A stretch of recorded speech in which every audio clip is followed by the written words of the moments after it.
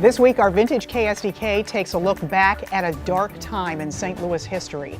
From the late summer of 1980 to the fall of 1981, organized crime families were at war, and mob violence shook our city. Some of the video we aired back then, we wouldn't show based on today's standards, but it was all part of our broadcast back then, so we decided to share some of it. Be warned, you may find some of this video disturbing.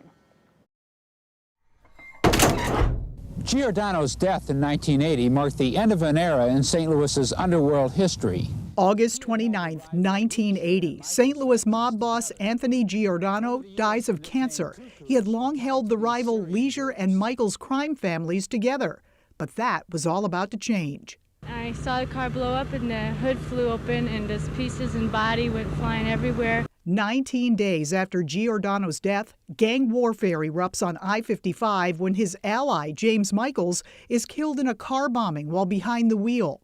The information we've been able to determine at this time is that Mr. Michaels was removed from the quote organization. Law enforcement makes repeated pleas for peace.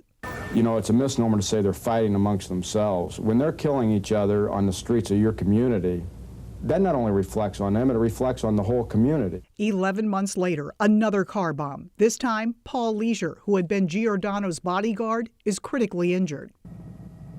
The powerful explosion shook buildings for several blocks around the area of Kings Highway in Nottingham shortly before 9 o'clock this morning. The bomb demolished the 1979 bronze Cadillac of reputed underworld figure Paul Leisure. The bomb exploded shortly after the 36-year-old Leisure left his home at 4908 Nottingham. Leisure's mother was standing near the car when her son got inside and shut the door. Moments later, the car exploded. Leisure was gravely injured. Monsignor Louis Meyer of nearby St. Mary Magdalene Parish administered the last rites at the scene. Leisure survived. 1 month later, September 11, 1981, a grandson of Jimmy Michaels Sr. and a friend are shot as they arrive at a restaurant on LaSalle Street for lunch.